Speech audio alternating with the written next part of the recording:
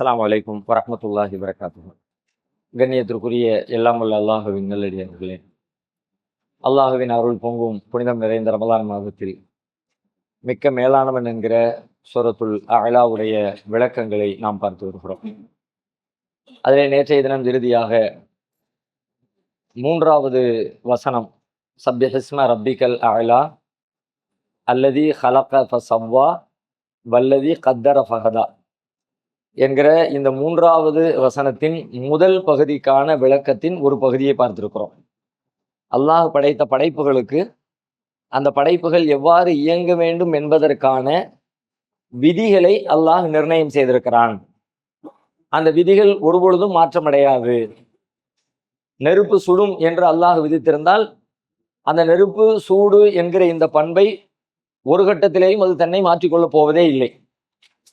சூரியனை பூமி சுற்றி வருகிறது என்று அல்லாஹ் பூமிக்கு விதித்திருந்தால் ஒரு கட்டத்திலேயும் பூமி அந்த நிலையை தன்னிலிருந்து மாற்றிக்கொள்ளப் போவதே இல்லை. அல்லாஹ்வுடைய அனைத்து படைப்புகளிலேயும் அது எவ்வாறு இயங்க வேண்டும் என்பதற்குரிய இயக்க விதிகளை அல்லாஹ் ஏற்படுத்தி இருக்கிறான். அதுதான் தக்தீர் என்கிற பெயரால் நாம சொல்லுகிறோம், பேசிக்கொண்டிருக்கிறோம். இதுல 2 வகையான தக்தீரை பார்த்தோம். ஒன்று, மாற்றவே முடியாத இயற்கையினுடைய பௌதீக லா ஆஃப் நேச்சர் என்று சொல்லப்படுகிற இறைவனுடைய இயற்கை விதிகள், அது அப்படியே இருக்கும். இன்னொன்று, இந்த மனிதர்கள், மனித சமூகம், தனி மனிதன் அல்லது சமூகம், அவைகள் எவ்வாறு இயங்க வேண்டும், எப்படி இயங்கினா என்ன ரிசல்ட் வரும், எதை செஞ்சா என்ன முடிவு வரும் என்று சொல்லக்கூடிய அந்த விதிகளை எல்லாம் ஏற்படுத்தி இருக்கிறான். இப்ப இதுல அந்த முதல் வகை விதி இருக்குல்ல, இயற்கையில இறைவன் ஏற்படுத்தி இருக்கிற, இயற்கை பொருட்களுக்கு ஏற்படுத்தி இருக்கிற அந்த விதிகளை பொறுத்த வரைக்கும் சில இடங்கள்ல அல்லாஹ் ரப்புல் ஆலமீன் விதிவிலக்குகளை வழங்கியிருக்கிறான். சில நேரங்கள்ல அதனுடைய தன்மைகளை விட்டு மாறி டைரக்டா அல்லாஹ் பவர் எடுத்து அதுக்கு ஒரு விதியை வச்சிருந்தாலும் கூட விதிவிலக்கா சில தருணங்கள்ல அல்லாஹ் நேரடியாக தன்னுடைய ஆற்றலை எடுத்து காரண காரியங்களுக்கு அப்பாற்பட்டு அது எப்படி இயங்கணும்னு வச்சிருக்கிறானோ அதுக்கு மாற்றமாக நேரடி தலையீட்டின் பேரில் அல்லாஹ் சில மாற்றங்களை செய்திருக்கிறான். அப்படி குர்ஆன்ல சில உதாரணங்களை, சில வரலாற்று நிகழ்வுகளை நாம பார்க்க முடிகிறது. உதாரணமா நபிமார்களுக்கு வழங்கப்பட்டிருக்கிற அற்புதங்கள் எல்லாமே கிட்டத்தட்ட அந்த வகையை சார்ந்ததுதான். இப்ப மூசா அலைஹிஸ்ஸலாம் கம்பை தூக்கி போட்டாங்க, பாம்பாச்சு. கம்பை தூக்கி போட்டா பாம்பாகிறது அந்த கம்பின் நியதி கிடையாது. ஒரு கம்பு என்பது ஒரு காலத்திலையும் யாரு தூக்கி போட்டாலும் அது பாம்பா மாற போறதே கிடையாது. அதுக்கு முந்தியும் மாறினது கிடையாது, அதுக்கு பிறகும் அது மாற போறதும் கிடையாது. கம்பை போட்டால் அது கம்பா தான் கிடக்கணும். கம்பு உடஞ்சு போகலாம். ஒரு கம்பை போடுவதனால் என்ன விளைவு ஏற்படணுமோ அந்த விளைவுகள் ஏற்படலாம். அவரை கம்பை போட்ட உடனே கம்பிலிருந்து ஒரு உயிருள்ள ஜீவன் பிறப்பெடுக்க முடியுமா அப்படின்னு கேட்டா அது அந்த கம்பிலே இறைவன் நிர்ணயித்த விதி கிடையவே கிடையாது. நம்ம பிறந்ததுலேருந்து பார்க்குறோம், வரலாறுகளை பார்க்குறோம், அப்படி இல்லவே இல்லை. ஆனா மூசா நபிக்கு நிகழ்ந்தது. எப்படி நிகழ்ந்துச்சு? அல்லாஹ் அந்த விதியை அந்த இடத்துல மாத்திட்டான். இது மாதிரி நபிமார்களுக்கு வழங்கிய அற்புதங்கள் எல்லாத்தையுமே அந்த பட்டியலில் நம்ம சேர்க்க முடியும். அதே மூசா நபி கடல்ல கம்பை கொண்டு அடிச்சாங்க. கம்பை கொண்டு அடிச்சா என்ன ஆகணும்? கம்பு ஈரமாகணும், அவ்வளவுதான் நடக்கும். கம்பை கொண்டு தண்ணியில் அடிச்சா கம்பு ஈரமாகும், அந்த தண்ணி நம்ம மேல தெரிக்கும். இதுதான் அதுல இருந்து நிகழ முடியுமே தவிர கம்பை கொண்டு அடிச்ச உடனே கடலே 2ஆ பிளக்க முடியுமான்னு கேட்டா அப்படி பிளக்காது. பிளப்பது கடலுக்கான நியதியும் இல்லை, கம்புக்கான நியதியும் இல்லை. ஆனாலும் அந்த அங்கே நிகழ்ந்துச்சு. கம்பை கொண்டு ஒரு பாறையில அடிச்சாங்க, பாறையில 12 ஊற்றுகள் பீரிட்டு ஓடிச்சு. பாறையிலிருந்து தண்ணீரை கொண்டு வர முடியும், ஆனா வெறும் கம்பை கொண்டு அடிச்செல்லாம் வர வைக்க முடியாது. மிஷினை போட்டு தொலை போட்டு ஆள் கிணறு மாதிரி அப்படியே கீழே இருந்து எடுத்தோம்னா தண்ணி எடுக்க முடியுமே தவிர சும்மா ஒரு கம்பை கொண்டு டப்புன்னு அடிச்சதுனால உடனே ஊற்றுக்களை உருவாக்க முடியுமா என்று கேட்டால் எந்த கம்புக்கும் அப்படிப்பட்ட ஆற்றலை அல்லாஹ் வழங்கவே இல்லை. அது அப்படி நிகழ்ந்திருக்கிறது. நெருப்பு என்றால் சுடும். இப்ராஹிம் அலைஹிஸ்ஸலாத்தை தூக்கி போட்டாங்க, நெருப்பு சுடலை. அப்ப நெருப்பின் இயல்பான தன்மை அது கிடையாது. விதிவிலக்காக அங்க நடக்கிறது. ஏன் அப்படி நடத்துகிறான் அல்லாஹ்? அதுல ஒரு நியாயத்தின்படி அல்லாஹ் ரப்புல் ஆலமீன் அந்த மாதிரி காரியங்களை சில நேரங்களில் நிகழ்த்துகிறான். பௌத்தீக விதிகளில், இயற்கை விதிகளில் சில நேரங்களில் அல்லாஹ் மாற்றங்களை செய்திருக்கிறான். அந்த மாற்றங்கள் ஒரு முக்கியமான தேவைக்காக, ஒரு நியாயத்திற்காக. இங்க என்ன நியாயம்? நபிமார்கள் நாங்கள் படைத்த இறைவனுடைய தூதர்கள் அப்படின்னு உலகத்துக்கு வர்றாங்க, தங்களை அறிமுகப்படுத்துறாங்க. அதை நம்புவதற்கு என்னன்னு மக்கள் கேட்கிறாங்க. அப்ப அந்த நம்பிக்கைக்கு சான்றாக ஒன்னை எடுத்து காட்டுறாங்க. அது எப்படிப்பட்ட ஒன்றா இருக்கணும்? எல்லாம் இறைவனுடையது அப்படின்னு சொன்னா நீ இறைவனுடைய தூதருங்கிற, எந்த யாருடைய பேச்சை இந்த படைப்புகள்லாம் கேட்குமோ அந்த இறைவனுடைய தூதராக நான் இருக்கிறேன். அதனாலதான் இங்க பாரு, நம்ம எல்லாரும் இதுல இருந்து என்ன பயனடைவோம்? நான் பாரு வேற மாத்தி காட்டுறேன் பாரு, கம்பத்துக்கு போட்டா வெறுமனே கம்பு தான் விழும், உங்க பாரு பாம்பு வருது பாரு. அப்ப இந்த கம்பை எவன் படைச்சானோ அந்த இறைவனுடைய தூதராகத்தான் நான் வந்திருக்கிறேன் என்பதை நிரூபிப்பதற்கு இது இந்த சான்றுகள் பயன்படுகிறது. நபிமார்கள் அவர்களுடைய தூதுத்துவத்தை, அவர்கள் அல்லாஹ்வுடைய தூதராக இருக்கிறார்கள் என்பதை உலகத்திற்கு மெய்ப்பிப்பதற்காக அல்லாஹ் இப்படி அந்த இயற்கை விதிகளை மாற்றம் செய்து அற்புதங்களை வழங்கினான். அப்படி மாற்றங்கள் நிகழ்ந்திருக்கிறது நேச்சர் சட்டங்களில், இயற்கை சட்டங்களில். ஆனால் ஒரு மனிதனுக்கான சட்டங்களில், ஒரு சமூகங்களுக்கான சட்டங்களில், ஒரு சமூகம் எப்படி செயல்பட வேண்டும், எப்படி செயல்பட்டால் ஒரு சமூகம் முன்னேறும், ஒரு மனிதன் எவ்வாறு செயல்பட வேண்டும், அவன் என்ன செய்தால் முன்னேற்றம் அடைவான், என்ன செய்தால் இழிவை சந்திப்பான், என்ன செய்தால் லாபம் சம்பாதிப்பான், என்ன செய்தால் நஷ்டம் அடைவான் என்று ஒரு மனிதனுக்கோ ஒரு குழுவுக்கோ ஒரு மனித சமூகத்திற்கோ உண்டான சமூகவியல் நியதிகள் இருக்கிற அல்லாஹ்வுடைய நியதிகள், அந்த நியதிகளை அல்லாஹ் ஒருபோதும் மாற்றம் செய்யவே இல்லை. குர்ஆன் நம்ம படிச்ச வரைக்கும் எந்த இடத்துலையுமே சமூகவியல் நியதிகளில் மனிதர்கள் வாழ தகுந்த, வாழ வேண்டிய அந்த முறைகளில் யாருக்கேனும் அல்லாஹ் விதிவிலக்கை வழங்கியதாக பார்க்க முடிகிறதா என்று கேட்டால் குர்ஆன்ல ஆரம்பத்திலிருந்து கடைசி வரைக்கும் நம்ம தேடி பார்த்தாலும் அந்த மாதிரியான சமூகவியல் நியதிகளில் மாற்றம் செய்ததாக எதையும் நாம பார்க்க முடியல. இப்போ தனி மனித விவகாரங்கள்ல அது மாதிரி வாய்ப்பே இல்லை என்பது நமக்கு தெரிகிறது. ஆனா சில வசனங்களை பார்க்கிறோம், சில செய்திகளை பார்க்கிறோம். நாம நேற்றைக்கு சொன்ன அந்த விதிகளில் இருந்து என்ன விதி? காரணம் இல்லாமல் காரியம் உருவாகாது. ஒரு விளைவு ஏற்பட வேண்டும் என்றால் அதற்கு பின்னால் ஒரு செயல் இருக்க வேண்டும், ஒரு காரணம் இருக்க வேண்டும். இப்படிதான் அல்லாஹ் விதிச்சிருக்கிறான். அப்படி இல்லாம டைரக்டா அல்லாவே செயல்படுத்துற மாதிரி உலகத்தை அல்லாஹ் அமைக்கல, காரண காரியத்தோடு தான் அமைச்சிருக்கிறான். அப்ப நாம அல்லாஹ்விடத்துல பிரார்த்தனை பண்றதா இருந்தா ஒரு அதற்குரிய காரணம் எதுவோ அந்த காரணத்தை செஞ்சுட்டு தான் அல்லாஹ்விடத்துல கோரிக்கை வைக்கணுமே தவிர டைரக்டா பைபாஸ் பண்ணி இந்த வேலையை முடிச்சு கொடுத்துரு என்கிற கோணத்தில் அல்லாஹ்விடத்துல கேட்டால் அந்த கேள்விக்கு, அந்த துஆவிற்கு அல்லாஹ் பதில் அளிக்க மாட்டான், அல்லாஹ் ஏற்றுக்கொள்ள மாட்டான். ஏன்னா நீ செய்ய வேண்டிய நீ செஞ்சியால அல்லாஹ் கேட்பான். அதை செஞ்சதுக்கு பிறகு நீ என் பக்கத்துல வா, என்னுடைய பங்கு இருக்கிறது, நான் நினைச்சா தான் என்னுடைய அருளால அது முடியும். ஆனா அது முடியணும்னா நீ செய்ய வேண்டியது என்னன்ற ஒரு கேள்வி அல்லாஹ்விடத்துல ஒரு நிபந்தனை ஷரத்து இருக்கிறது என்று பார்த்தோம். ஆனா குர்ஆன்ல சில இடங்களை பார்க்கும்போது இதுக்கு மாற்றமா இருக்கிற மாதிரியான ஒரு தோற்றம் தரக்கூடிய சில வசனங்களையும் பார்க்க முடிகிறது. உதாரணமா குர்ஆன்ல 27வது அத்தியாயம் 62வது வசனம், 27 சூரத்து நம்லில 62வது வசனம், ஒரு அருமையான வசனம். அல்லாஹ்வுடைய ஆற்றலை நாம் அல்லாஹ்விடத்துல எப்படியெல்லாம் நெருங்கணும் என்பதை சொல்லக்கூடிய ஒரு அற்புதமான ஒரு வசனம். வாசிங்க பார்க்கலாம். அவனை அழைத்தால் அவனுக்கு பதில் கொடுத்து அவன் துன்பத்தை நீக்குபவனும் உங்களை பூமியில் பின்தோன்றல்களாக ஆக்கியவனும் யார்? அல்லாஹ்வுடன் வேறு நாயன் இருக்கின்றானா? இல்லை. எனினும் இவற்றையெல்லாம் பற்றி நீங்கள் சிந்தித்து பார்ப்பது மிக குறைவே ஆகும். புரியுதுங்களா? என்ன வசனம், என்ன கருத்து சொல்லுது? எல்லாம் பாத்தீங்களா? வாசிக்கும்போது கவனிச்சிங்களா? அதை பக்கத்தில் உள்ள போன்ல சேர்ந்து பாருங்க. அந்த எழுத்துக்களை பார்க்கிற பொழுது இன்னும் கொஞ்சம் ஆழமா அந்த விஷயத்தை நம்ம உள்வாங்க முடியும். அதுக்காக வேண்டியதான் அது சொல்றது, வேற ஒண்ணும் இல்லை. இறைவனை பற்றி சிந்திக்க சொல்கிறதா? இறைவனை பற்றி சிந்திக்க சொல்லி அந்த வசனம் சொல்லல. அம்மை யுஜீபுல் முதுத்தர்ரை தாதா, நெருக்கடியான நேரத்துல இக்கட்டான சூழல்ல மாட்டிக்கிட்ட ஒருத்தன் அல்லாஹ்விடத்துல பிரார்த்தனை செஞ்சா அந்த பிரார்த்தனைக்கு அல்லாஹ் பதில் அளிப்பான். அது அல்லாஹ் எப்படி கேட்கிறான்? அந்த நெருக்கடியான நேரத்துல உன் கஷ்டத்தை நீக்கி உன் துஆவுக்கு ஆன்சர் பண்ணக்கூடியவன் அல்லாஹ் மாதிரி வேற யாராவது இருக்கிறாங்களா? அந்த அல்லாஹ் சிறந்தவனா அல்லது நீங்க வணங்கிக்கிட்டு இருக்கிற இந்த பொய்யான கற்பனை தெய்வங்கள் சிறந்ததா? இலாஹும் அல்லாஹ், அல்லாஹ்வோடு வேறு கடவுளர்கள் இருக்கிறாங்க நீங்க நம்புறீங்களா? இதெல்லாம் சரியா என்று அல்லாஹ் ரப்பல் ஆலமீன் ஒரு கேள்வி எழுப்புகிறான். இப்ப இந்த கேள்வியிலிருந்து சொல்ல வர்ற மறைமுகமா சொல்ற இன்னொரு செய்தி என்னன்னு கேட்டா, ஒரு நெருக்கடியான நேரத்துல ஒரு பிரார்த்தனை பண்றார். நெருக்கடியான நேரத்து பிரார்த்தனை என்பது பெரும்பாலும் எப்படி இருக்கும்னு கேட்டா, அந்த நெருக்கடியிலிருந்து விலகுவதற்கான காரண காரியங்களோடு இருக்காது. பயங்கர இக்கட்டுல மாட்டிக்கிட்டோம், ஒரு வண்டி போய்கிட்டே இருக்கு, ரோட்ல நடந்து போயிட்டே இருக்கும், திடீர்னு ஒரு லாரி வந்து தட்டுனா லாரியினுடைய டயருடைய எட்ஜுக்கு போயாச்சு. இவ்வளவுதான், ஒரு முடி அளவுக்கு தான் கேப் இருக்கிறார். தப்பிக்க பிறகு வாய்ப்பே இல்லை. சத்தம் போட்டாலும் கேட்காது. 20 டயர் லாரின்னு வச்சுக்கோமே, அங்க டிரைவர் அங்க இருக்கார், 1 கிலோமீட்டர் தள்ளி, அப்படிலாம் வண்டி இருக்குல்ல, ரொம்ப தூரம் தள்ளி இருப்பாரு. இவன் கடைசி டயர்ல மாட்டிக்கிட்டான். இப்ப இந்த நேரத்தில் அவன் அழைக்கிறான். இந்த நேரத்தில் அழைக்கிற மனிதன் இதிலிருந்து தப்பிப்பதற்கு என்ன வேலையை செய்துவிட்டு அழைக்க முடியும்? ஒரு வேலையும் செய்ய முடியாது. இந்த இடத்துல சாதாரண ஊருக்குள்ள நிறைய மக்கள் போய்கிட்டே இருக்காங்க, சத்தம் கூப்பிடலாம், அதுக்கான வாய்ப்பு இருக்குது. வண்டி ஓட்டிக்கிட்டே டிரைவருக்கு அங்க இருக்கிற சத்தத்துல இந்த சத்தம் காதுல கேட்கவும் செய்யாது. சரி, பலம் கொண்ட மட்டும் புடிச்சு வண்டியை தள்ளிடுவான், லாரிய ஒரு இன்ச்சு கூட அசைக்க முடியாது. அப்ப இவருடைய துவா எப்படி இருக்கும்? காரண காரியத்திற்கு உட்பட்டு இருக்குமா? காரண காரியத்துக்கு அப்பாற்பட்டு இருக்குமா? ஒரு காரணமும் இருக்காது. இதிலிருந்து தப்பிப்பதற்கு என்ன வேலை செய்யணுமோ அப்படி எந்த வேலையும் இவர் செய்ய மாட்டார்.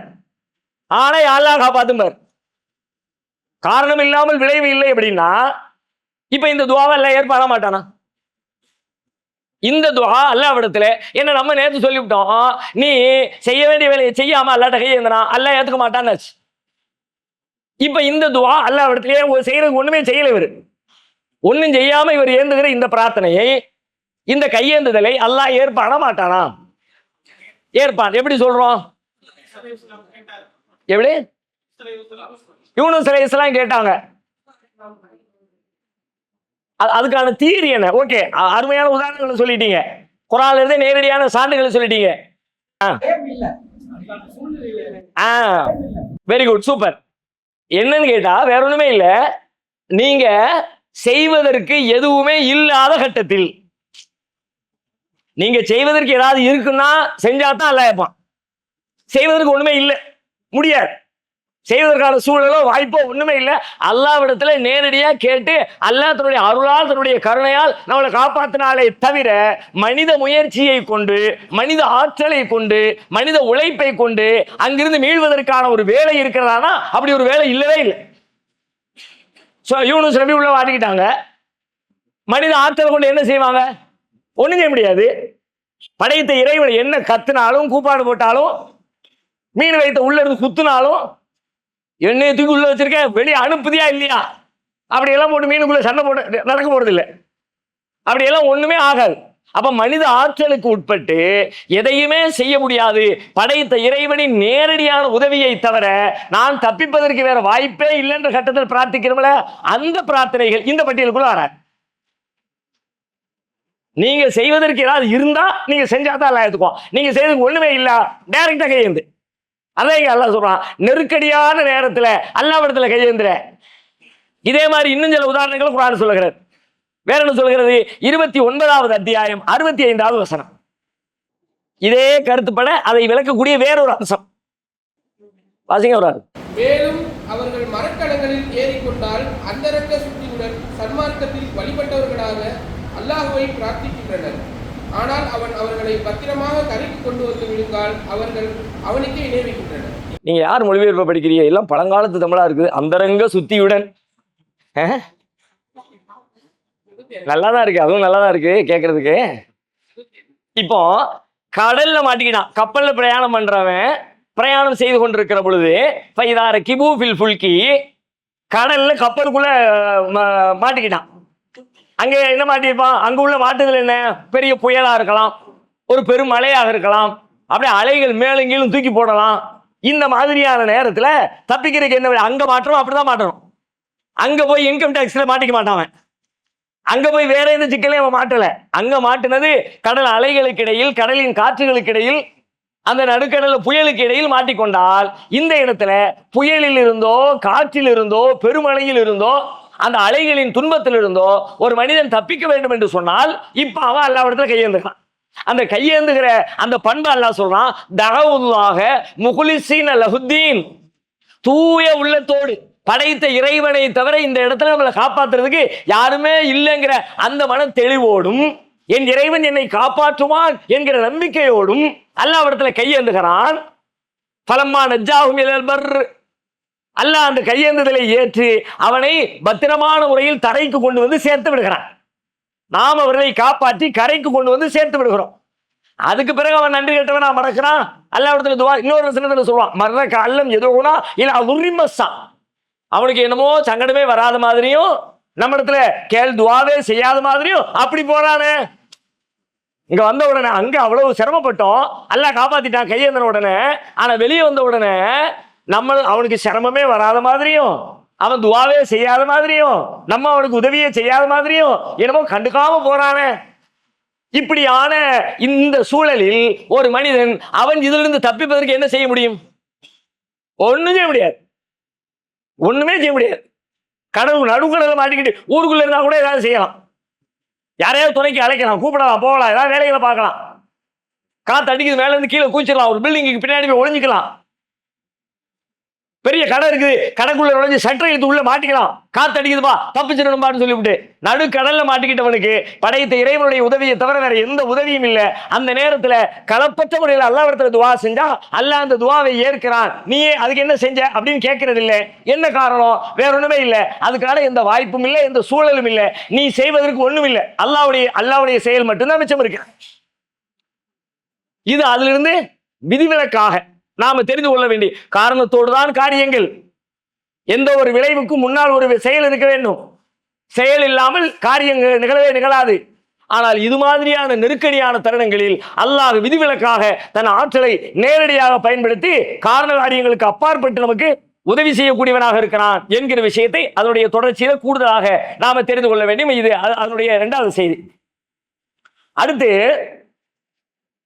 இப்போ எல்லாமே மனிதர்களுடைய செயல்களுக்கு உட்பட்டு தான் இருக்குன்னு ஒரு பக்கம் நம்பிட்டோம்னா, இப்ப அதுல நமக்கு எக்ஸ்ட்ரா சில கேள்விகள் வருகிறது. வேற சில வசனங்களை வாசிக்கும் போது என்ன கேள்விகள் வருது அப்படின்னா, குர்ஆன்ல சில வசனங்கள் எல்லாத்தையுமே அல்லாஹ் தான் செய்யறான்னு சொல்லுது. நம்ம செய்யறோம், அல்லாஹ் முடிச்சு தரலாம், இப்படி நம்ம பேசிக்கிட்டோம். ஆனா சில வசனங்களை பார்த்தா மனுஷனுக்கு ஒண்ணுமே சம்மந்தம் இல்லாத மாதிரி நேரடியாகவே அல்லாஹ்வின் கட்டுப்பாட்டின் கீழ் தான் எல்லா செயலும் இருக்கிறது. நீ என்ன தலையில நின்னாலும் வச்சாலும் போனாலும் உருண்டாலும் அதுக்கு ஒரு மதிப்பும் இல்லை, ஒரு ஃபாய்தாவும் இல்லை என்று சொல்லக்கூடிய வசனங்கள் இருக்கிறது. இதுவரைக்கும் நம்ம பார்த்த வசனங்கள் எல்லாம் நீ செஞ்சாதான் உண்டு, நீ செய்யலாட்டி கிடையாது. இது மட்டும் இருந்துச்சுன்னா தப்பில்லை, பிரச்சனை இல்லை, நம்ம இதுவரைக்கும் பேசுறது ஓகே. ஆனா குர்ஆன்ல நீங்க எடுத்து பாருங்க, அல்லாஹ் சில செய்திகளை சொல்றான். உதாரணமா ஒரு வசனத்துல சொல்றான், அல்லாஹு யப்சுத்துர் ரிஸ்க லிமன் யஷாஉ வயக்திர். அல்லாஹ் அவன் நாடியவருக்கு செல்வத்தை விசாலமாக வழங்குகிறான், அவன் நாடியவர்களுக்கு செல்வத்தை குறைத்துக் கொள்கிறான். இன்னொரு வசனத்துல சொல்றான், யஹபுலிமை யஷாஉ இனாசன் வ யஹபுலிமை யஷாஉ துகூர். அவன் நாடியவர்களுக்கு ஆம்பளை பிள்ளையை கொடுக்கறான், அவன் நாடியவர்களுக்கு பொம்பளை பிள்ளையை கொடுக்கறான். இன்னொரு வசனத்துல சொல்றான், அல்லாஹு அன்னஹு ஹுவ அல்ஹக வ அபுகா.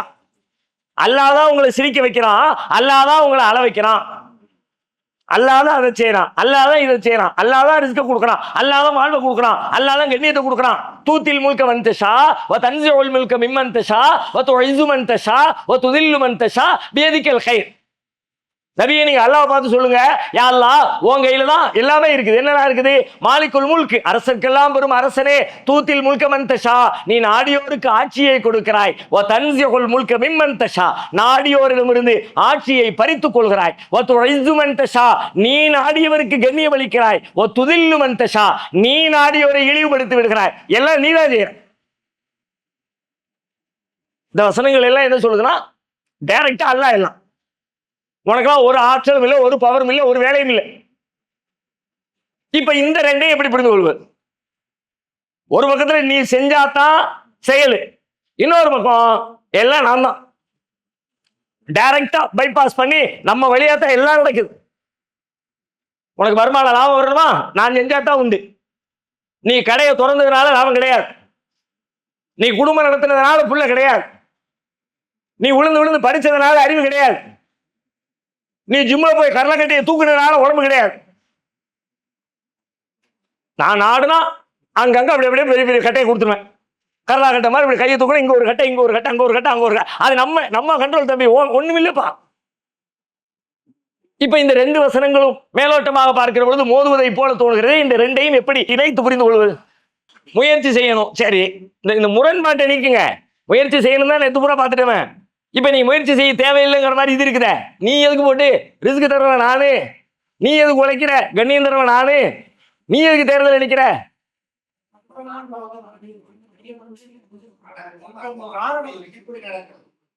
விதிப்படி நடக்குது, அவன் விதிப்படி தான். அப்ப நம்ம ஒண்ணும் செய்ய தேவையில்லை.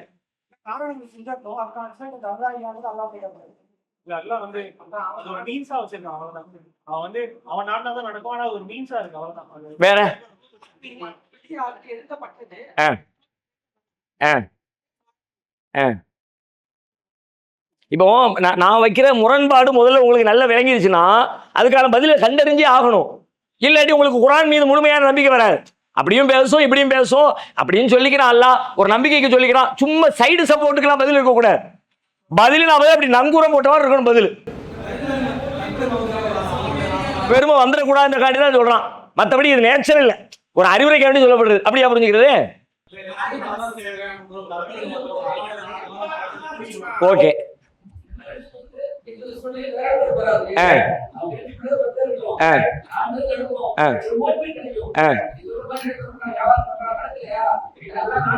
தளர்ந்து விடாமல் இருப்பதற்காக அல்லாஹ்வால் சொல்லப்பட்ட ஒரு போதனையை எடுத்துக்கிறது. அப்படியா? அல்லாஹ்வின் வல்லமையில் உள்ளது. வேற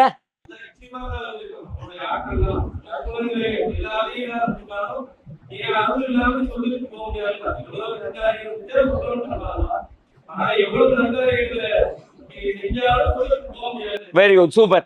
கிட்டத்தட்ட நீங்க எல்லாருமே நல்ல பதில், சரியான பதில தான் சொல்லி இருக்கிறீங்க. அதை இணைக்கிற ஒரு புள்ளியை மட்டும் நான் தெளிவுபடுத்திக்கிறேன். வேற ஒண்ணும் இல்லை. நீங்க சொன்னதுல எதுவும் பிழை இல்லை.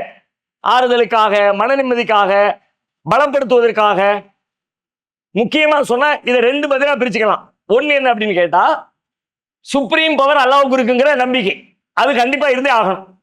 ஒரு மூமின்ல என்ன இருந்தாலும் அதிகபட்ச அதிகாரம் அல்லாஹ் கையில் இருக்கு. என்ன வேணாலும் செய்வான். அவன் என்ன வேணாலும் செய்வான்பா. அவன் சொல்லுவான். செய்யற அதிகாரம் லா யுஸ்ஸால் அம்மா எஃபால். அவன் செய்யறத பத்தி நீ கேட்கக்கூடாது. போகும் யுஸ்ஸாலும் உங்களை பத்தி எல்லாம் அவன் கேட்பான். அதனால அவன் ஒண்ணு சொன்னா அவன் செஞ்சுதான் ஆகணும்னு கட்டாயப்படுத்துற ரைட்ஸ் உங்க யாருக்கும் கிடையாது. இந்த செய்தியை நமக்கு அழுத்தமா சொல்லலாம். ஒண்ணு, நான் இப்படிதான் ரூல்ஸ் எல்லாம் வச்சிருக்கேன், விதிகள்லாம் வச்சிருக்கேன். அந்த விதிகள்ல மாற்றம் செய்யக்கூடிய அதிகாரம் என் கையில் இருக்குது. நான் நினைச்சா மாத்துவேன். ஏன் பவர் இருக்குது. நீ ஏன் மாத்தின? நான் மாத்துவோம்பா. அதை கேட்கிற அதுக்கு உனக்கு நீ அந்த அளவுக்கு ஆள் கிடையாது. அந்த அளவுக்கு உனக்கு ஞானமும் கிடையாது. எல்லாவற்றுக்கும் மேலான ஆற்றலும் பவரும் உடையவனாக அல்லாஹ்வாகிய நான் இருக்கிறேன் என்று தன்னுடைய கண்ணியத்தை, தன்னுடைய மகத்துவத்தை, தன்னுடைய பராக்கிரமத்தை நம்முடைய மனதிலே பதிய வைப்பதற்காக அல்லாஹ் இதை சொல்லுகிறான். இது ஒரு பதில். இது தேவையான சரியான நம்பிக்கையும் கூட. நான் என்ன செஞ்சாலும் ஏது செஞ்சாலும் எல்லாம் அல்லாஹ்வுடைய கையில இருக்குது.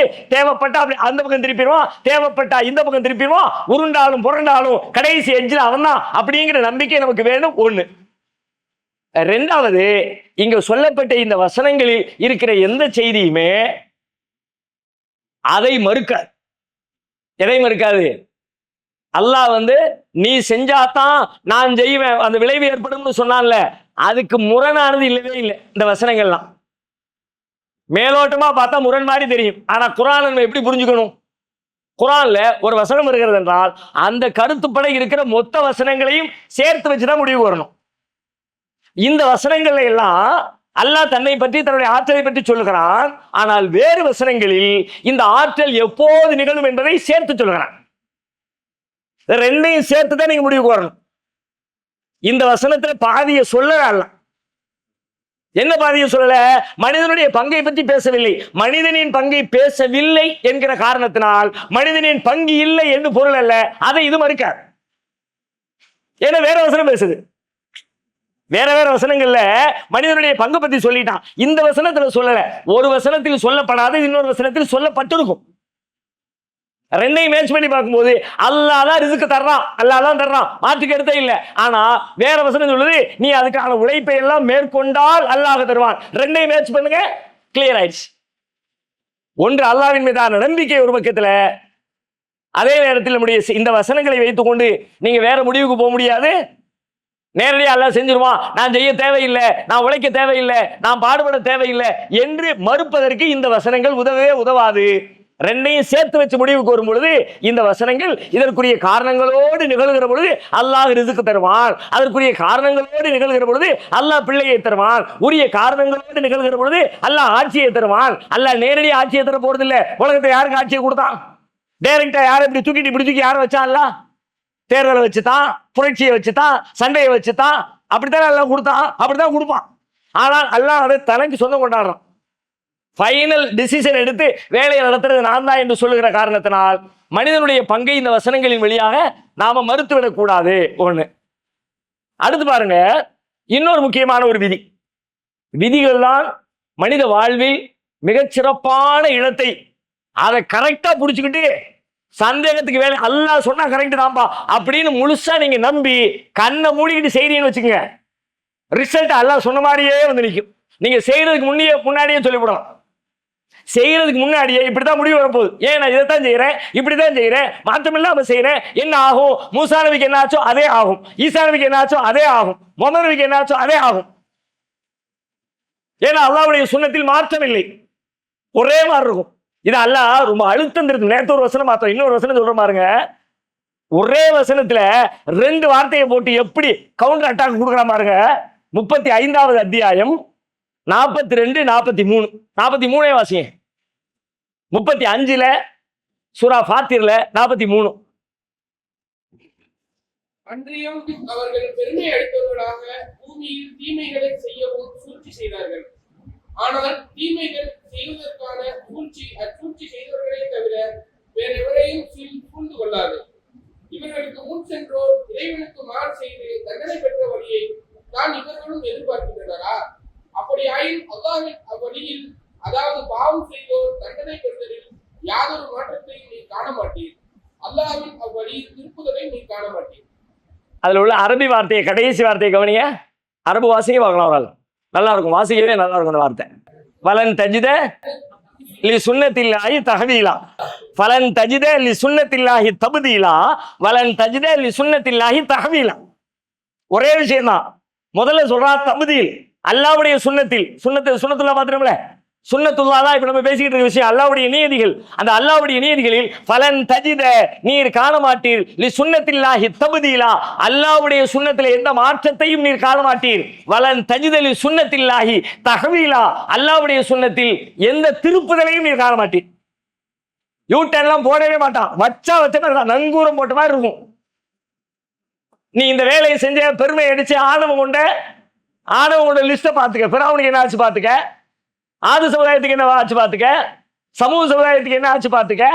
ஒவ்வொருத்தனுக்கு என்னென்ன ரிசல்ட் வந்து அதே தான் உனக்கு. அது வராம போகாது தம்பி, ஆணவம் கொண்ட ரிசல்ட் வந்தே தீரும் சொல்லிட்டு ஒரு இடத்துல 2 வார்த்தையை பாருங்க, அதான் முக்கியமானது. எப்படி சொல்றான்? ஒரே வசனத்துல ஃபலன் தஜிதலி சுன்னத்தில்லாஹி தப்தீலா வலன் தஜிதலி சுன்னத்தில்லாஹி தஹ்வீலா. ரெண்டுமே கிட்டத்தட்ட ஒரே அர்த்தம் தான். மாற்றம் இல்லை, திருப்புதல் இல்லை, ரெண்டும் ஒரே அர்த்தம் தான். அப்ப நம்ம ஆழமாக இது கற்கணும். அதுல இன்னொரு விதியை பாருங்க, ஒரு தனி மனிதனுக்கான விதி அல்லது சமூகத்திற்கான விதி, அப்படி கூட நீங்க எடுத்துக்கலாம். சமூக விதி, சமூகத்திற்கு இறைவன் விதித்திருக்கிற இறைவனுடைய மாறா நியதிகளில் மற்றும் ஒரு நியதி. என்ன நியதி? ஒரு உதாரணத்தோட ரசூலுல்லாஹ் சொல்றாங்க. நமக்கு எல்லாம் தெரிஞ்ச பிரபலமான உதாரணம், அதனுடைய ஸ்டார்டிங் தெரியாது, அதனுடைய எண்டு தெரியும். அந்த ஹதீஸ் இப்படி ஆரம்பிக்குது, மஸலுல் காயிமி அலா ஹுதூதில்லாஹ் வல் வாக்கிஇ ஃபீஹா கமஸலி கௌமின் இஸ்தஹமு அலா சஃபீனா. மஸலுல் காயிமி அலா ஹுதூதில்லாஹ் அல்லாஹ்வுடைய வரம்புகளை, நியதிகளை, எல்லைகளை பேணி நடக்கக்கூடியவருக்கு உதாரணம். வல் வாக்கிஇ ஃபீஹா அதை பேணாமல் அதை மீறி நடக்கிறவருக்கு ஒரு உதாரணம். அல்லாஹ்வுடைய வரம்புகளை யாரு காப்பாத்துறா, யாரு காப்பாத்தல என்பதற்கு உதாரணம் என்பது கமஸலி கௌமின் ஒரு கூட்டத்தார் தான் உதாரணம். இதுவரைக்கும் உங்களுக்கு என்ன நினைவு வந்திருக்காரு? ஏன்னா இது பெரும்பாலும் பயான்களை இந்த வார்த்தையை சொல்லப்படுறது இல்லை, இதுக்கு பின்னாடி சொல்லுவாங்க. ஒரு கூட்டத்தார் தான் உதாரணம். அது என்ன கூட்டத்தார்? இஸ்தஹமு அலா சஃபீனத்தின், அவங்க ஒரு கப்பல்ல சீட்டு குலுக்கி போட்டாங்க. சீட்டு குலுக்கி போட்டு என்ன பண்ணாங்க? நீ மேல இருந்துக்க, நான் கீழே இருந்துக்கிறோம்னு கப்பல்ல 2 தட்டா பிரிச்சு ஒரு டீம் மேல ஒரு டீம் கீழே உட்காந்துட்டாங்க. இது எதுக்கு உதாரணம் சொல்றாங்க? அல்லாஹ்வுடைய வரம்புகளை பேணி நடக்கிறவரு, அல்லாஹ்வுடைய வரம்புகளை மீறி நடக்கிறவரு, இந்த 2 பேருக்குமான உதாரணம் அப்படின்னு சொல்லிட்டு சொல்றாங்க. ஒரு கப்பலில் மேல் தட்டு கீழ் தட்டு, மேலே யார் இருக்குது கீழே யார் இருக்குதுன்னு சீட்டை குலுக்கி போட்டாங்க. ஒரு டீம் மேலே போயிடுச்சு, ஒரு டீம் கீழே வந்துருச்சு. இப்படி கப்பல் பயணம் போய் கொண்டிருக்கிற பொழுது கீழே இருக்கிறவர்கள் மேலே சென்றுதான், தண்ணி தொட்டி எப்போதுமே மேலே தானே இருக்குது, நம்ம வீட்டுக்கு மேலே மொட்டை மாடி வச்சிருக்கிறோம் வாட்டர் டேங்க, அந்த மாதிரி அந்த கப்பல்லையும் தண்ணீர் தேவையை மேலே தான் வச்சிருக்கிறாங்க. குடிதண்ணீர் பூரா, தேவையான தண்ணீரை பூரா. இப்போ தேவைப்படுகிற தண்ணீரை எடுப்பதற்காக கீழே இருக்கிறவங்க மேலே போய் தண்ணி எடுத்துட்டு வர்றாங்க. கீழே இருக்கிறவங்க நினைக்கிறாங்க, நாம மேல அடிக்கடி போறோம்ல, அவங்களுக்கு இது டிஸ்டர்பா இருக்குல்ல, நல்ல எண்ணம். இதை யாரை கேட்டேன்னு சொல்லுவோமா? இவங்க தங்களுடைய வசதிக்காக செய்யல, நல்லெண்ணத்துல செய்யறாங்க. மேல போய் அவர்களுக்கு நம்ம சிரமம் கொடுக்க வேண்டாம. அப்ப என்ன பண்றது? நம்ம பகுதியில நம்ம ஆளுகையின் கீழ் தண்ணி இருக்குல்லப்பா, எங்கப்பா இருக்குது? இந்த கப்பலுக்கு கீழே தண்ணி இருக்குல்ல, ஒரு ஓட்டையை போடுவோம். யாரு கேப்பா? தானா வரும், எடுத்துட்டு போயிடுவோம் என்று கீழே இருக்கிறவர்கள் கூடி அமர்ந்து பேசுகிறார்கள். இதுதான் உதாரணம். சொல்லிட்டு மேலும் சொல்ல விளக்குறாங்க. இவர்கள் அவர்களை தடுத்தால் என்ன நடக்கும், தடுக்காவிட்டால் என்ன நடக்கும், ரெண்டையும் சொல்லிட்டான். தடுக்காம வேடிக்கை பார்த்தால் இரண்டு பேரும் சேர்ந்து மூழ்கி விடுவார்கள். அவர்களுடைய களத்தை தடுத்து விட்டால் இரண்டு பேரும், அவர்களும் காப்பாற்றப்படுவார்கள், இவர்களும் காப்பாற்றப்படுவார்கள் என்று நபிகளார் அந்த செய்தியை முடிக்கிறாங்க. இப்ப இங்க பாருங்க, நல்ல கவனிங்க. இறைவனுடைய மாறா நியதிகளை, பௌதீக நியதிகள், அதாவது இயற்கை நியதிகளையும் மனித குலத்திற்கான சமூகவியல் நியதிகளையும் ரெண்டே ரசூலுல்லாஹ் ஒரு இடத்துல மிக்ஸ் பண்றாங்க. என்ன மிக்சிங்? ஒரு கப்பலை ஓட்டையை போட்டா தண்ணி மேல வந்து கப்பல் மூழ்கும் என்பது இயற்கையின் நியதி. இதை மாத்த முடியுமா? மாத்தவே முடியாது. அவர் போட்டா தண்ணி வராது, இவர் போட்டா தான் தண்ணி வரும் அப்படிலாம் சொல்ல முடியாது. யாரு போட்டாலும் தண்ணி வரும், எப்படி போட்டாலும் தண்ணி வரும், என்ன நோக்கத்துல போட்டாலும் தண்ணி வரும். நல்ல நோக்கத்துல போட்டாரு அதனால மூழ்கடிக்கல சொல்ல முடியாது. உன் நோக்கம் நல்லதா இருந்தாலும் போட்டது ஓட்ட தம்பி, தண்ணி வந்தே தீரும். இது பௌதீக விதி, இயற்கையின் விதி. தண்ணீரை படைச்சிருக்கா, தண்ணீருக்கு உள்ள நேச்சர், கப்பலுக்கு உள்ள நேச்சர், கப்பலுக்கு இருக்கிற பலகையின் நேச்சர், அதனுடைய இயல்பு என்ன, இதெல்லாம் நடந்தா இப்படிதான் நடக்கும் என்பது அதனுடைய விதி. அல்லாஹ் ஏற்படுத்தி இருக்கிற அதுக்குள்ள இயல்பான விதி. இப்ப அந்த விதியை எங்க கொண்டு வந்து பொறுத்துறாங்க ரசூலுல்லாஹ்? சமூகவியல் விதியோடு பொறுத்துறாங்க. எப்படி பொறுத்துறாங்க? அது மாதிரி இந்த சமூகத்துல சில பேர் தப்பு பண்ணுவாங்க. அந்த தவறுகளை நீங்கள் உடனே தடுத்து நிறுத்தாவிட்டால் அவர்களுக்கு ஏற்படுகிற கேடு உங்களுக்கும் ஏற்படும். சமூகம் எப்படி ஆகும்? பௌதிக விதியை சொன்னாங்க, அதை கம்பேர் பண்ணி இங்க சொல்றாங்க. சமூகத்துல சில பேர் தப்பு செய்வான், அறியாமையில கூட செய்வான், அறிவுன்னு நினைச்சுக்கிட்டு கூட செய்வான், நல்லதுன்னு நினைச்சுக்கிட்டு கூட செய்வான். அதுக்காக வேண்டி அதை பத்தி விவரம் தெரிஞ்ச நீ அவங்கள போய் தடுத்து நிப்பாட்டுற வேலையை பார்க்கலாட்டி என்ன நடக்கும் தெரியுமா? அழிவு அவங்களுக்கு மட்டும் இல்லப்பா, உனக்கும் சேர்த்துதான். தண்டனை அவங்களுக்கு மட்டும் இல்லை, உனக்கும் சேர்த்துதான். அவங்களுக்கு வரக்கூடிய துன்பத்துல நீனும் அதை அனுபவிக்க போகிறாய். ரெண்டு விதிகள், அது ஒரு விதி, இது ஒரு விதி. அது பௌதிக விதி, இது மனிதனுடைய சமூகவியல் விதி. ரெண்டையும் ரசூலுல்லாஹ் மிக்ஸ் பண்ணி ஒரு உதாரணம் சொல்றாங்க. நிகழ்ந்தே தீரும். அப்படியானால் என்ன? இந்த சமூகத்துல, இந்த ஊர்ல, இந்த தெருவுல, இந்த குடும்பத்துல நாம ரெண்டு பேர் நல்லா இருக்கிறோம், நம்மளை சுத்தி ரெண்டு பேர் நல்லா இல்ல, அவன் தப்பு செய்யறான், அநியாயம் பண்றான், பாவம் பண்றான், அவன் தானே பண்றான்னு நீங்க சும்மா இருந்தா அவர்களுக்கு வருகிற தண்டனை நமக்கும் வரும். இறைவனுடைய மாறா நியதிகளில் ஒன்று குர்ஆன் சொல்லுது. நபிகளார் சொல்றான், இது இறைவனுடைய மாறவே மாறாது, வந்தே தீரும். இன்னைக்கு நமக்கு அந்த விழிப்புணர்வு இருக்குதா? அவன் செய்யற தப்புல ஒரு பங்கு எனக்கு வரும், அல்லது அவன் செய்யற தப்புக்கான தண்டனையில ஒரு பங்கை நான் அனுபவிக்க போறேன் அப்படின்னு நம்ம நினைச்சோம்னா இன்னைக்கு நம்ம எப்படி இருக்கோம்? அப்படி இருப்போமா? தவறுகளை கண்டு இப்படியே போறோம்ல, சரி என்ன பண்றது, அவன் செய்யறான், நம்ம என்ன பண்ண முடியும்? அவனாச்சு அல்லாவாச்சு, அவன் போய் பேர் சொல்லிக்கிட்டோம், நானா அப்படி இருந்தேன், நானா ஏமாத்தினேன், நானா திருடுனேன், நானா இணை கற்பிச்சேன், எனக்கு எதுவும் சம்மந்தம் இல்லை, நான் கரெக்டா இருக்கட்டும்பா, அல்லாட போய் நான் பதில் சொல்லிடுவோம்பா, இப்படி நீங்க சொல்ல முடியாதுப்பா. அவனுக்கு வர்ற தண்டனை உனக்கு வரும்.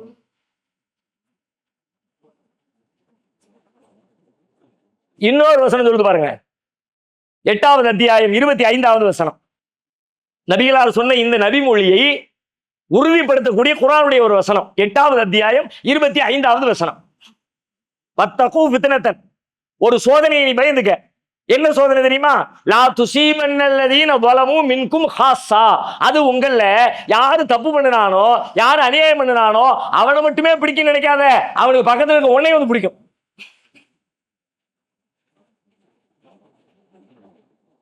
அப்ப நாம சமூகத்துல பிழைகளும் தவறுகளும் நடந்தால் அந்த சமூகத்தை எஜுகேட் பண்ணணும். அந்த வேலையை செய்யலாட்டி பாதிப்பு நமக்கு இருக்கிறது என்று இந்த வசனம் நமக்கு எச்சரிக்கிறது. இது இறைவனுடைய நியதிகளில் ஒன்று. இதையெல்லாம் புரியாத காரணத்தினாலதான் நான் அசால்ட்டா கடந்து போனேன். எனக்கு ஒன்றும் பிரச்சனை இல்லைன்னு நான் நினைக்கிறேன். சரி, ஓகே, இது ஒரு நியதியா? இப்ப இந்த நியதிக்கு முரணாக தெரியக்கூடிய சில வசனங்கள் இருக்கு, அதுக்கான பதிலை கண்டுபிடிக்கணும். இப்ப இந்த வசனம் என்ன சொல்லுது? அவன் செய்யறான், அந்த தப்பு உனக்கு வந்துரும்பா, அதனுடைய தண்டனை வருது. நம்ம எல்லாருக்கும் தெரிஞ்ச ஒரு உண்மை, வலா தஸிரு வாஸிரத்தும் விஸ்ர உக்ரா, ஒருவருடைய சுமையை இன்னொருவர் சுமக்க மாட்டார். ஒருத்தன் செஞ்ச தப்புக்கு இன்னொருத்தன் அல்லாஹ் தண்டிக்க மாட்டான். அல்லாஹ் நீதியாளன் தானே, அப்படிதான் நம்ம நம்பி இருக்கிறோம். இந்த வசனம் ரொம்ப பிரபலியமான வசனம் தானே, யாருமே இதை மறுக்க மாட்டோமே. பயான்களை மீண்டும் மீண்டும் மீண்டும் பல தடவைகள் கேட்டிருக்கிறோம், பேசியிருக்கிறோம்ல. ஒருத்தருடைய சுமையை இன்னொருத்தர் சுமக்க மாட்டார். ரொம்ப தெளிவா குர்ஆன் பல இடத்துல இந்த செய்தியை சொல்லுது. ஒருத்தர் சுமையை இன்னொருத்தர் சுமக்க மாட்டார்னு ஒரு சில வசனங்கள் சொல்லுது. ஆனா அவன் செஞ்ச செயலுக்கான தண்டனை உனக்கும் சேர்த்து அப்படின்னு இந்த வசனம் சொல்லுது. இப்ப ரெண்டும் இடிக்குது. எப்படி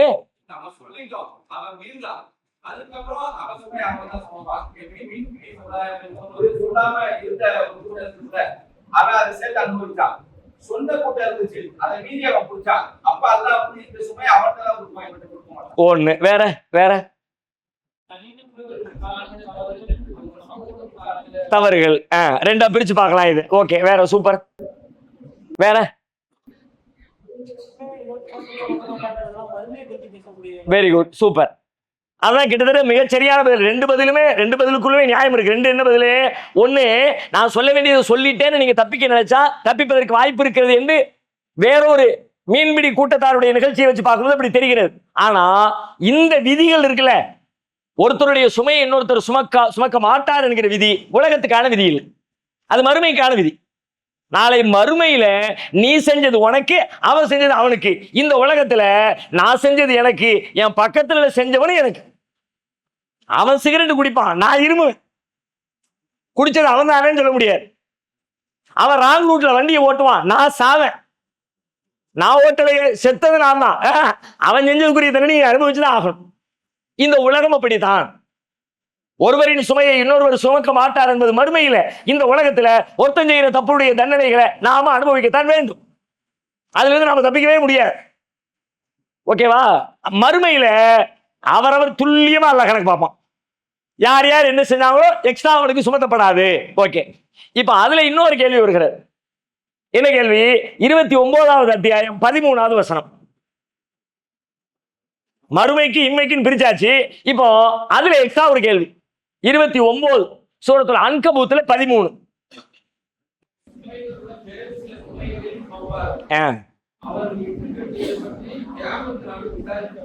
இப்போ கியாமத் நாள் பத்தி அங்க பேசலாம். கியாமத் நாள்ல என்ன நடக்குது தெரியுமா? வலை யஹ்மிலுன அஸ்காலஹும், அவர்கள் தங்களுடைய சுமையை சுமப்பார்கள். அவன் செஞ்ச பாவத்திற்கான தண்டனையை அனுபவிப்பான். அஸ்காலம் மகா அஸ்காலிஹிம், அவர்கள் வேறு சிலருடைய சுமைகளையும் சேர்த்து சுமப்பார்கள். மறுமையில அவருடைய சுமையை அவரவர் தான் சுமப்பாருன்னு இருக்குது. ஆனா இந்த வசனம் சொல்லுது மறுமையில அடுத்தவன் சுமையை இவன் சேர்த்து சுமப்பான்னு வருது. சமூகத்தின் மேல் தடுத்தல் என்பதல்ல, அதுக்கான விளக்கம் இன்னொரு வசனம் வருது.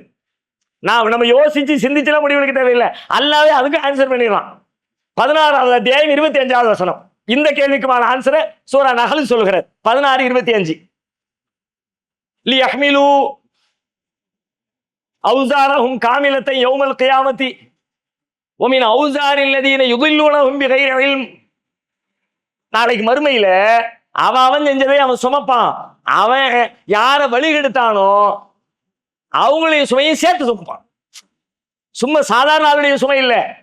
நான் ஒருத்தனை தப்பா கைட் பண்ணிட்டேன், இதை செய்ய தப்பு செய்ய நான் சொல்லிட்டேன். அவன் தப்பு செஞ்சுட்டான், அவன் தப்பு செஞ்சதுக்கு நான் தானே காரணம், அதையும் சேர்த்து நான் சுமப்பேன்.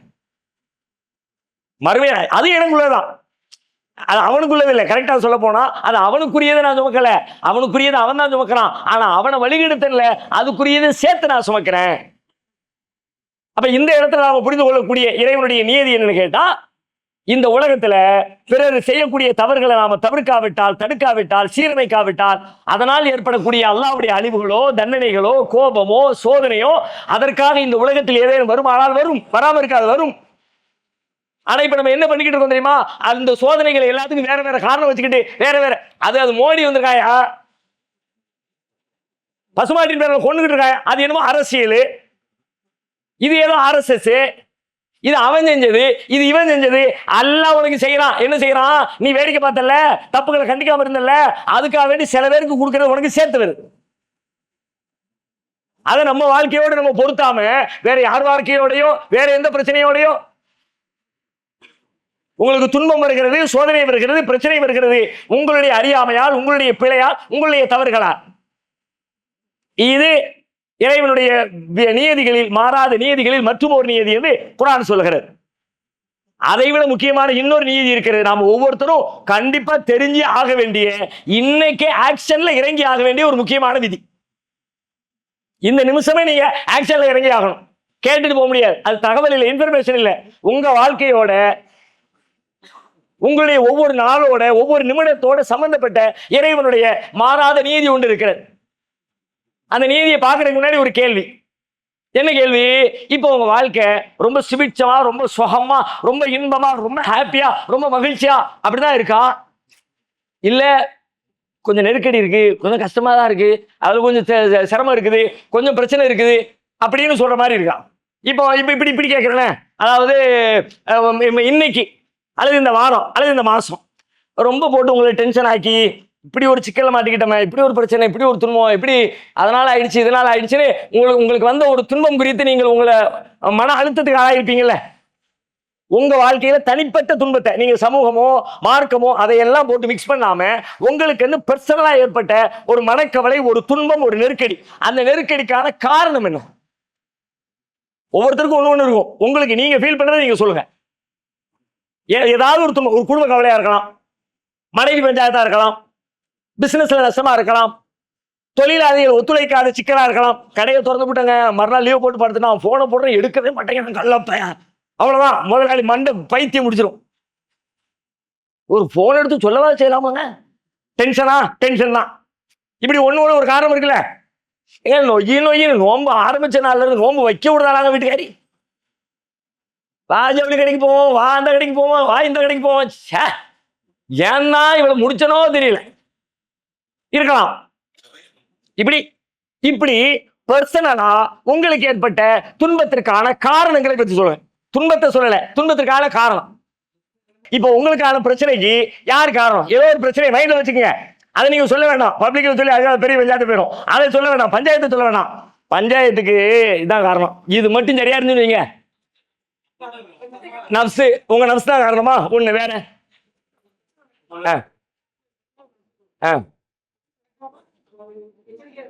என் கேள்விக்கு பதில் எப்படி நான் எதிர்பார்க்கிறேன்னு கேட்டா, இந்த சபையில் உட்காந்துருக்கோம், 4 பேர் உட்காந்துருக்காங்க, அப்படி இப்படிலாம் சொல்லிடக்கூடாது, கொஞ்சம் அடக்கி வாசிக்கணும், நாளைக்கு வீடியோ வேற போட்டு விட்டுருவாங்க, அதுக்கப்புறம் வீட்டுக்காரமா பார்த்துரும், அது பார்த்துட்டு இது பார்த்துரும், எதுக்கு வம்பு? ரொம்ப சேஃப் ஜெயில நம்ம கேட்ட மார்க்க விஷயத்தை எல்லாம் உள்ள வச்சுக்கிட்டு அதுக்கு தகுந்த மாதிரி அல்லாவுக்கு சிந்திக்காம, கரெக்டா தொழுகாம, ஒரு அன்பு காட்டாம, குழந்தைகள் மீது இறக்கம் காட்டாம, இதெல்லாம் அந்த பக்கம் வைங்க. நெசத்தை சொல்லுங்க. இப்ப நான் ஒரு லேபருக்கு சொன்னேன்ல, லேபர் பஞ்சாயத்தை நெசமா லேபர் அப்படியெல்லாம் ஒரு பஞ்சாயத்து இல்லைங்க அப்படின்னு சொல்லக்கூடிய முதலாளிகள் எதுவும் யாராது இருக்குல்ல? அப்ப நெசமா ஓப்பனா சொன்னா லேபர் தான். அவங்க முத நாள் கடையை தொடர்ந்து மறுநாள் விட்டுட்டு போயிட்டாங்க, என்ன பண்றேன்னு தெரியல, திருன்னு முடிச்சாங்க, அவன் தான் பஞ்சாயத்து. இப்படி டைரக்டா நீங்க எதை உணர்றீங்களோ, எதை உங்களுடைய நண்பர்களோடு ஷேர் பண்ணிக்கிறீங்களோ, எது உங்களுக்கு மன அழுத்தத்தை தருதோ அந்த பஞ்சாயத்தை சொல்லுங்கன்னு கேட்கிறேன். திட்டமிடுகிறேன், அந்த திட்டமிடுதலை செயல்படுத்தவில்லை, எனவே பிரச்சனை வேற. சுயநலத்தின் காரணமாக துன்பத்தில் மாட்டிக்கொள்கிறேன், வேற. எப்படி ஹேண்டில் பண்ண தெரியல, அதனால துன்பத்தில் மாட்டிக்கொள்கிறேன், வேற. எனக்கு நானே தப்பு பண்ணதுனால அந்த சிக்கலுக்குள்ள மாட்டிக்கொண்டேன், வேற. போன் எடுக்கல அதனால மாட்டிக்கிட்டேன், ஓகே. ஏற்கனவே செஞ்ச தப்ப நான் இன்னைக்கு அனுபவிக்கிறேன், சரி ஓகே. இப்படி நிறைய இருக்குது. அவசரம், கோபம், பல காரணங்கள் இருக்கு, சரியா? பல காரணத்தினால இந்த மாதிரி நான் துன்பத்தை அனுபவித்துக் கொண்டிருக்கிறேன். இந்த காரணம், இந்த காரணம், இந்த காரணம், இந்த காரணம், எனக்கு பணம் இல்லைங்க, அதனால இந்த சிக்கல். அது மட்டும் இருந்துச்சுன்னு வச்சுக்கோங்க, மெயின்ல ஹெட் போஸ்ட் ஆபீஸ் பக்கத்துல அப்படியே 4 முக்கு சந்தியில காந்தி மண்டபத்துக்கு பக்கத்துல அங்க கடையை போட்டு பிச்சுக்கிட்டு போயிடும். காசு இல்ல, அதிகாரம் இல்ல, நான் மட்டும் அரசியல்வாதியா இருந்தேன், நான் மட்டும் எம்பியா இருந்தேன், நான் மட்டும் பிரதமரா இருந்தேன், நான் மட்டும் முதலமைச்சரா இருந்தேன், என் ஃப்ரெண்ட் கமிஷனர் மட்டும் என் ஃப்ரெண்டா இருந்தாரு, இது இருந்தா அப்படியா இருக்கும், அது இருந்தா அப்படி, இது இல்லை, அது இல்லை, அது இல்லை, அது இல்லை, எனவே நான் பெரும் துன்பத்தில். என் மனைவி நீதமாக இல்லை, எனவே துன்பத்தில். என் பிள்ளை என் பேச்சை கேட்கவில்லை, எனவே துன்பத்தில். எனக்கு தேவையான பொருளாதாரம் இல்லை, எனவே துன்பத்தில். என் துன்பத்திற்கு இது மாதிரி எக்கச்சக்கமான காரணங்கள் இருப்பதாக நாம் பேசுகிறோம், விவாதிக்கிறோம், அதை சரி செய்வதற்கு முயற்சி எடுத்துக் கொண்டிருக்கிறோம். நல்லா புரிஞ்சு வச்சுக்கோங்க. இந்த விஷயங்களை, இந்த பிரச்சனையிலிருந்து நீங்க தீர்வு மீண்டு வெளியே வருவதற்கு இந்த பிரச்சனையை எப்படி சமாளிக்கலாம்னு இன்னொரு 30-40 வருஷம் உங்க வாழ்நாள் முழுக்க செலவழிச்சாலும் கண்டிப்பாக உங்க பிரச்சனை தீராது. இருந்துகிட்டே எழுதி தந்துடுறேன். கண்டிப்பா டெய்லி காலையில எந்திக்கும் போதே ஏண்டா எந்திக்கும். திங்கக்கிழமை காலையில அட்டாக் வந்து சாவர லிஸ்ட் தெரியும் உங்களுக்கு. திங்கக்கிழமை காலையில உலகத்திலேயே ஹார்ட் அட்டாக் அதிகம் வர்றது திங்கக்கிழமை காலையில. அது பொய் இல்லைங்க, நிஜமாக சொல்ல, கிண்டலுக்கு சொல்லல. உலகத்தில் அதிகமானவர்களுக்கு ஹார்ட் அட்டாக் வந்து மரணம் நிகழக்கூடிய தருணம் எது, டைம் எதுன்னு பார்த்தா அது மண்டே மார்னிங் தான். என்னப்பான்னு கேட்டா அந்த பிரஷர் தான். முதல் நாள் ஹாப்பியா ரிலாக்ஸா இருந்தாச்சு, காலையில வேலைக்கு போகணுமே அதே தாங்கிக்க முடியல பல பேருக்கு. அப்ப இந்த மாதிரியான சிக்கலில் இருந்து நீங்கள் துன்பத்திலிருந்து மீண்டு வெளியில் வர வேண்டும் என்றால் ஒரு காலத்திலும் உங்களால் மீண்டு வர முடியாது. ஏனெனில் இறைவன் வேறொரு நியதியை சொல்கிறான். உன் துன்பத்துக்கான காரணம் என்ன உங்களுக்கு கரெக்டா கண்டுபிடிக்கவே தெரியலப்பா. காரணத்தை கண்டுபிடிச்சாதான் வைத்தியம் பார்க்கிறது. நோய் நாடி, நோய் முதல் நாடி, அது நினைக்கும் வாய் நாடி, வாய்ப்பச் செயல்பாடு வள்ளுவர். நோய்க்கு வைத்தியம் பார்க்கறதுக்கு அது ஏன் வந்துச்சுன்னு கண்டுபிடிக்கணும். துன்பத்திலிருந்து வெளியே வர்றதுக்கு அது ஏன் வந்துச்சுன்னு கண்டுபிடிக்கணும். அந்த கோணத்தில் யோசித்தால் உங்களுக்கு வரக்கூடிய துன்பங்கள் எந்த துன்பமாயினும், அது குடும்பத்தின் பெயரால் வந்தாலும், அரசியலின் பெயரால் வந்தாலும், தொழிலின் பெயரால் வந்தாலும், நட்பின் பெயரால் வந்தாலும், பக்கத்து வீட்டின் பெயரால் வந்தாலும், எதன் பெயரால் வந்தாலும் அல்லாஹ் ஒரு காரணத்தை சொல்லுகிறான். வமா அஸாபக்கும் மின் முஸீபத்தின் ஃபபிமா கஸபத் ஐதீக்கும். 42வது அத்தியாயம் 30வது வசனத்தில் அல்லாஹ் சொல்லுகிறான், உங்களை வந்து அடைகிற எந்த துன்பமாயினும் ஃபபிமா கஸபத் ஐதீக்கும், உங்கள் கரங்களால் நீங்கள் சம்பாதித்தவையே.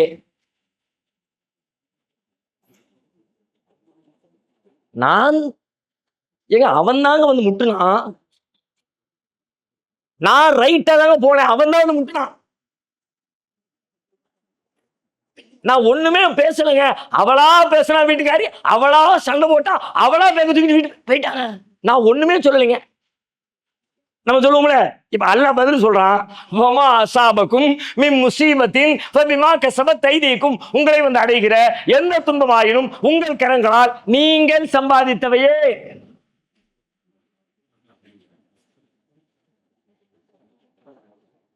எல்லா துன்பத்துக்கும் நான் தான் காரணம், அதுக்கான தீர்வு என்கிட்ட தான் இருக்குது, நான் தான் சரி பண்ணி. அந்த முடிவுக்கு நீங்க வராத வரைக்கும் உங்களுடைய பிரச்சனைகள்ல இருந்து, துன்பங்கள்ல இருந்து, சிக்கல்கள்ல இருந்து நீங்கள் வெளியில் வரவே முடியாது. ஏனெனில் இறைவனின் மாறா நியதிகளில் ஒன்று, மனிதனுக்கு வருகிற துன்பங்களுக்கான பிரதான காரணம் அவன் செய்கிற தவறுகள் தான், அவன் செய்கிற குற்றங்கள் தான், அவனுடைய அலட்சியம் தான், அவனுடைய மறதி தான், அவனுடைய பாவம் தான். ஒரே ஒரு உதாரணம் சொல்லிட்டு முடிச்சிடறேன், நாளைக்கு மிச்சத்தை பார்த்துக்குவோம். 3வது அத்தியாயம் 165வது வசனம் சூரா ஆல இம்ரான். உஹது போர்க்களத்தை பத்தி பேசிக்கிட்டே வருகிறது. உஹது போர்க்களத்துல முஸ்லிம்களுடைய படைக்கு கடுமையான அடி, எதிரிகள் நம்மளை கடுமையா தாக்கிட்டாங்க. 70 நபித்தோழர்கள் கொல்லப்படுற அளவுக்கு நிலைமை ரொம்ப முத்தி போச்சு. அதுக்கு முந்தின பதில அடினா அடி, சரியான அடி, அவங்கள நம்ம வச்சு வெளுத்தோம். இப்போ நம்மளை அவங்க வச்சு வெளுத்துட்டாங்க. சஹாபாக்களுக்கு மத்தியில் கடுமையான மன வருத்தம். நாம சத்தியத்துல தானே இருக்கோம், உண்மையில தானே இருக்கோம். அல்லாஹ்வுடைய தூதருடைய படை, அல்லாஹ்வுடைய படை இல்லையா? அல்லாஹ்வுடைய படை தானே எப்போதுமே ஜெயிக்கணும், நம்ம எப்படி தோத்தோம் அப்படின்னு சஹாபாக்களுக்கு மத்தியில வாத பிரதிவாதங்கள் அவங்க பேசிக்கிறாங்க. அதை அல்லாஹ் சொல்றான், குல்தும் அன்னா ஹாதா, நீங்க பேசிக்கிறீங்க, இது எப்படிப்பா நமக்கு தோல்வி வந்துச்சு, இது எப்படிப்பா நமக்கு இழப்பு வந்துச்சு, இது எப்படிப்பா நமக்கு நஷ்டம் வந்துச்சு, நம்ம அல்லாஹ்வுடைய படையாச்ச, நமக்கு எப்படி இப்படி ஆச்சு அப்படின்னு நீங்க பேசிக்கிறீங்க. சொல்லிட்டு அல்லாஹ் ரசூலா பார்த்து சொல்லலாம், குல் நபியே, நீங்க அவங்களுக்கு ஆன்சர் பண்ணுங்க. எப்படி வந்துச்சுன்னு கேட்கறாங்கல்ல, ஆன்சர் பண்ணுங்க. ஹுவ மின் இந்தி அன்ஃபுசிக்கும், அது உங்களால தான் வந்துச்சுன்னு சொல்லுங்க. அல்லாஹ் தோக்கடிக்கல தம்பி, உன்னாலதான் வந்துச்சு, நீ செஞ்ச வேலையால வந்துச்சு. நீ ஒழுங்கா வேலையை பார்த்திருந்தா வெற்றி கிடைச்சிருக்கும். நீ தப்பு பண்ணிட்ட, தப்பு ஓன்ட்ட. அந்த துன்பத்திற்கு காரணம் வேறு யாரோ வெளியிலிருந்து வந்ததில்லை, பின்பக்கமாக வந்து உங்களை தாக்கிய காலித் பின் வலீத் இல்லை, பயங்கரமாக திட்டமிட்டு போராடி அபூ சுஃபியான் இல்லை, எதிரிகளின் படை வலிமை இல்லை. நீங்கள் செய்த பிழைதான் உங்களின் துன்பத்திற்கான காரணம் என்று குர்ஆன் இங்கே பேசுகிறது.